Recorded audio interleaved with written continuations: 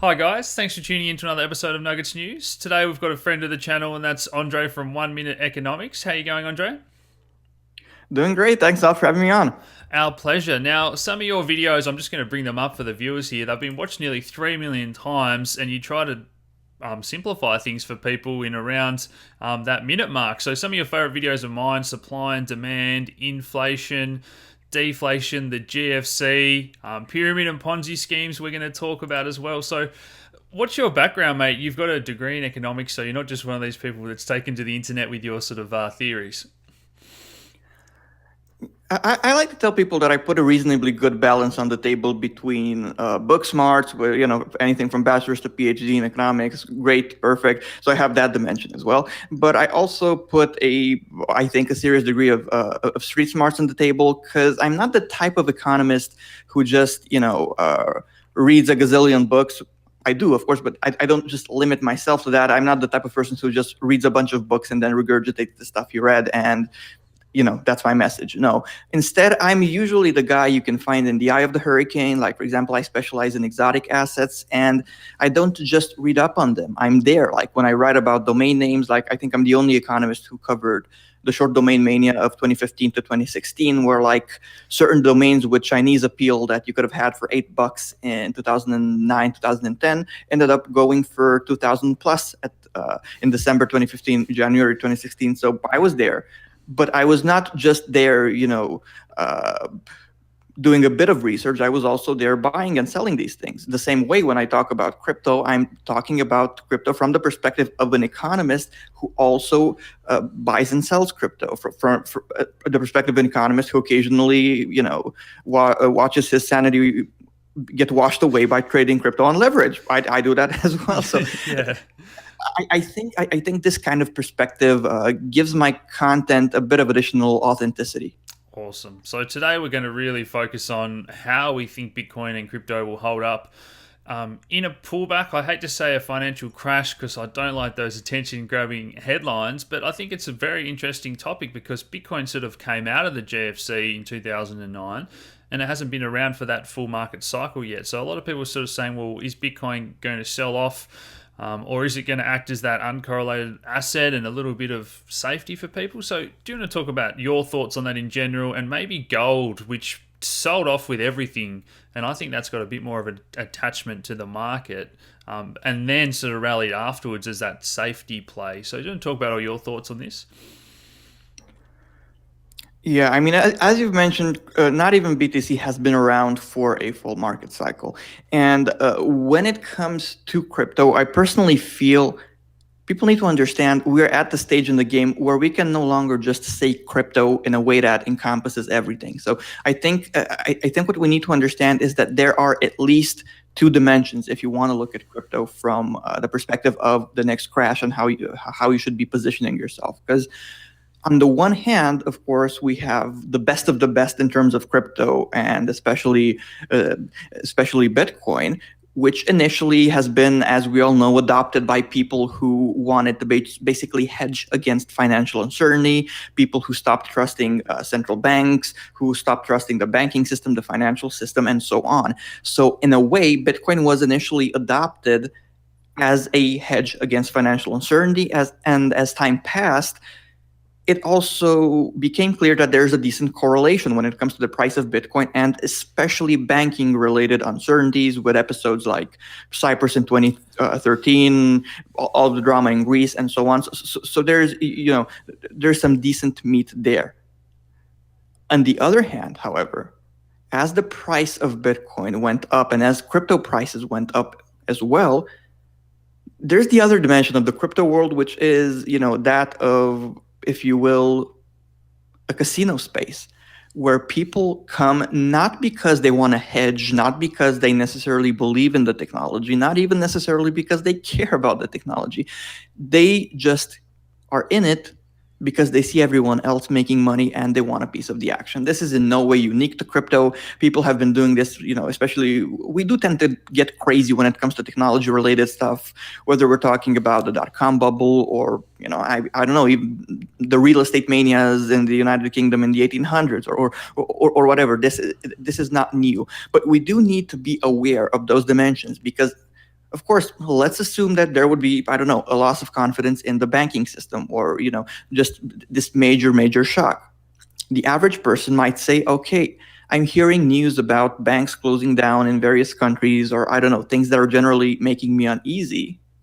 So maybe it would be a good idea to have some exposure to Bitcoin, for example, because hey, nobody can take it away. Nobody can close down the bank of Bitcoin because there isn't one. So there are advantages to that. Will the same person say, yeah, everyone's losing their jobs, the banks are closing, let me just invest everything I have in Dentacoin? Yeah. I don't necessarily see that happening. So this is, I think, the core of it all. In a way, I do believe that there are premises for the best of the best in terms of crypto, so Bitcoin and the few alternatives, to act as the hedge they were initially adopted to be. Yeah. I do believe there is a decent likelihood of that happening, but, and you've mentioned precious metals as well, people need to also accept the fact that, for example, something similar to what happened to precious metals after the Great Recession might happen in the crypto world as well, in that initially the reaction might be a severe correction, a crash, until the market kind of digests what's happening and realizes, no, we want these to be a hedge, and the price is then going to go up. So people need to be aware of that, and should there be a potential shakedown of that nature, they just have to, it should catch them off guard, I feel. Oh yeah, you've raised some great points. So the first one I want to touch on is that we do call all of this crypto. Yet Bitcoin might be doing something, and in the future, when these assets mature, all the individual applications and blockchain-based projects, maybe they're still trading correlated. Maybe they're doing their own thing by that stage, which would be fantastic. And a lot of people will be able to use stable coins. That all falls under that umbrella of crypto. But the outcome, when people say crypto is crashing, it can be very different to different people. But Exactly. The thing that I wanted to explore with you was when gold crashed. I'm of the belief, and I'm looking forward to hearing your thoughts, that at the time, everyone was desperate for liquidity. So people getting margin calls, and everything's traded with bots and algorithms these days. So that's why a lot of people just had to sell everything to get those margins, and they're automatically getting liquidated. And that's why I think gold stocks, gold ETFs, everything is sort of very highly correlated in terms of people just needing liquidity. And that's what caused that initial knee-jerk reaction during the panic. But I don't know if that would happen. We've got talk of a Bitcoin ETF, but is Bitcoin really going to be sold by a lot of people that need liquidity as much as gold was in that initial knee-jerk reaction? I really think it's a separate marketplace, very globally separate to what might just be happening in equity markets. Well, on the one hand, there's obviously that distinct possibility that people are going to sell some BTC to cover some losses or to meet certain expenses or whatever. Of course, that's a thing. However, should Bitcoin act ultimately as some kind of a hedge, even at these market cap levels, the space is small enough for even something like, let's assume there isn't a global banking crisis. Let's assume there is a banking crisis over in Italy, for the sake of our example. So, not global, but a decent enough economy, certainly larger than that of Cyprus. Even that level of influx of capital would be more than enough to kind of, have a severe, a positive impact on the price of Bitcoin, because this is what people tend to say. People tend to say, and I hear this a lot, that the market cap of Bitcoin is high, and of course it's high. If you look at the number, that's a high number. It's a high. Nobody can debate that. But then the same people talk about institutional investors. They talk about, yeah, J.P. Morgan Chase is going to be involved, and what they don't realize is that Bitcoin is great in terms of liquidity and market size for you and me. Like if we have $10,000 burning a hole in our pocket and just want to market buy a bunch of BTC, then we can do so without making a dent in the price. But if Goldman Sachs says, I have this $10 billion burning a hole in my pocket, let me just market buy Bitcoin, then there's going to be a bit of a problem. And people need to understand that the two things just don't go together in the same paragraph. for institutional investors to become meaningfully involved. So to allocate a decent amount of their capital in this direction, the market cap would have to be a lot higher. Oh, of course, they're opening up trading desks. They're kind of dipping their toes and seeing if there's potential there or what exactly they're going to do. But at these market cap levels, they have a dilemma such as, if I genuinely get involved, I kind of become the market, and it's a tricky position to be. Oh yeah, and just to explore that a bit further, I think the percentages are that gold has never been less owned by hedge funds and institutions. I think it's less than 1% of the average investor's portfolio. Now Bitcoin, and that's with a market cap of $7.7 trillion. So we're talking about Bitcoin with a market cap of around 100 billion. The percentages would be 0.001, something just crazily small. So even if they decide to hedge 1%, as you say, we're talking astronomical numbers in market cap for Bitcoin, let alone if they need to hedge 5% in gold. That would send gold to $5,000 or $10,000. So any thoughts to expand on that further? Well, yeah, for sure. Like when it comes to crypto and gold, I don't think necessarily there's a war between them, because I see this a lot on the internet, especially even on my channel on 1 Minute Economics. We have this tendency of people to pick a side, like, oh, if you like crypto, you have to be against this barbarous relic that is gold. And that's just silly, On the one hand, of course, in certain situations, let's assume you live in a country like Syria and are forced to leave the country. It's awesome that you can do so without having anything physical on your person. You just remember a string of words and you can take your wealth with you. Whereas if you had, a bunch of physical gold or silver in your pockets and had to do that, it might be a problem, getting confiscated at the border or stolen from you or whatever. So there's that. On the other hand, if, for example, I'm also active in the domain industry, if something like a severe fragmentation of the internet occurs, or if for one reason or another, it doesn't even matter why, people lose access or have severely limited internet access, in that case, I would definitely love to be holding some physical precious metals. So I feel, and in my book I highlight this as well, I feel that people need exposure to both. And especially, I'm not quite ready to add to my portfolio when it comes to precious metals right now, but I do love seeing that everyone hates them, because when everyone starts hating them a little bit more, I think I'm going to get some. So. Oh, I think that's a great point. And good investors don't fall in love with anything. There's going to come a time where maybe Bitcoin and crypto gets extremely overvalued in the next big bubble. And like you said, I've got a few gold stocks that I picked up sort of near the lows, and Australian gold miners have performed really well. They pay a dividend. It's uncorrelated. I love that little part of my portfolio. But there might come a time where crypto runs and everyone is calling gold, completely useless. It's no longer needed. And again, that's why we focus on the channel on sentiment. I'll bring up the chart of, the stock market in 2008. Once it gets down there to that level around 666, all the technical indicators are extremely oversold. There comes a time where, love or hate stocks, maybe it's time to buy just because they're so beaten up. And I think that becomes, flexible investors are good investors.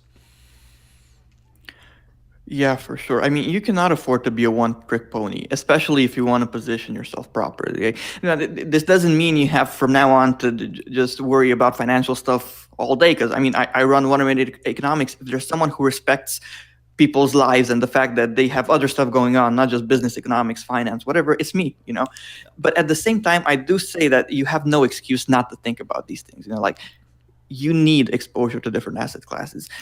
Which asset classes are good in your, if you live in a politically unstable country and are only a regime change away from losing your real estate, then I'm obviously going to be less willing to recommend real estate. It's on you to figure out which assets these are, of course. And I kind of do my best to help people do that. But don't be a one-trick pony. Just, don't. Fantastic. So we could talk about that all day, but I do want to move on. And one of those videos that I mentioned was your coverage of pyramid and Ponzi schemes. So in this crypto space, it's absolutely rife. We've already seen, in my time, in 6 years, I've probably seen 3 or 4 big ones blow up. And each time we get a new wave of investors and they say, no, it's not a pyramid scheme. It's not a scam because they pay out. They've been paying me out. I've been in it for a year. How do you explain to people, what are the points to get across the red flags to recognize? Why does this continue to attract people to the space?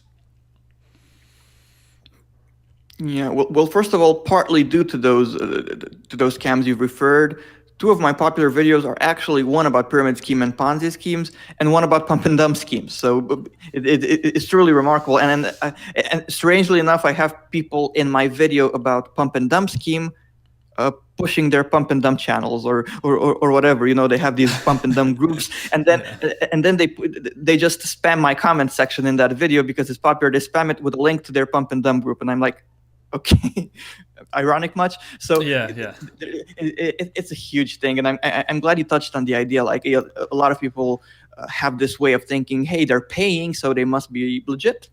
Well, of course not.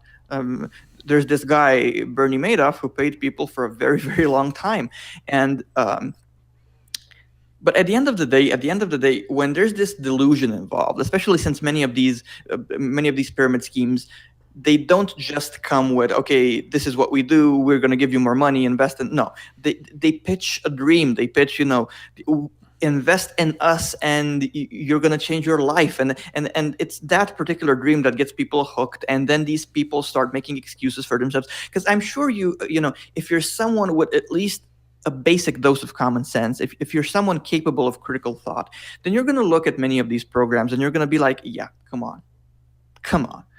But on the other hand, every fiber of your being wants this to be your big shot. It wants it to be, this major opportunity that's going to change your life. So maybe I'm wrong. Maybe it's not so bad. Hey, look, they're paying.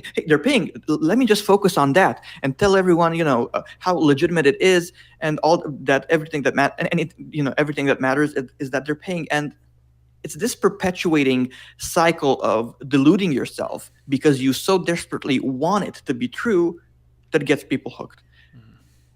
Yeah, no, I mean, it is sad to see it happen, and we've met people that were, innocently roped in, and they've had to break the news to their friends and family that they've signed them all up for a pyramid scheme, and, maybe they do get out, but everyone below them, and they've wrecked 10 relationships in their life. So, guys, just be so wary, take everything with a grain of salt. So, we could talk all day, but we will wrap it up there. Andrei, so how can people follow your work, get more information and all that? First of all, thanks again for the opportunity.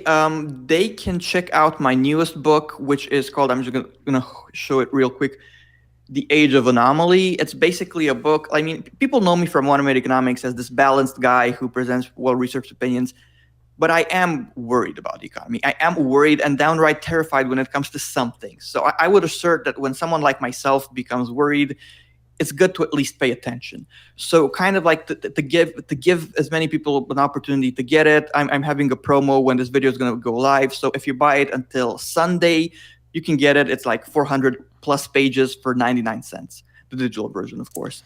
And also you can find me on 1 Minute Economics, youtube.com/1 Minute Economics. And during this week, I'm having a pretty big contest to celebrate the launch of my book.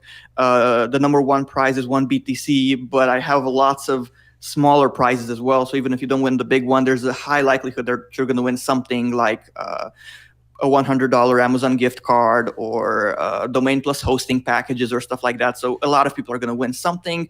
And yeah, that's pretty much it. To know what I'm up to keep in touch with my latest videos, just search for 1 Minute Economics on YouTube and you can't miss me.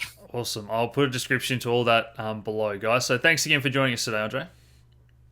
Thanks a lot. It's been a lot of fun, and I genuinely hope people were able to derive a lot of value from our conversation. Take care, guys. Thanks, guys. Cheers.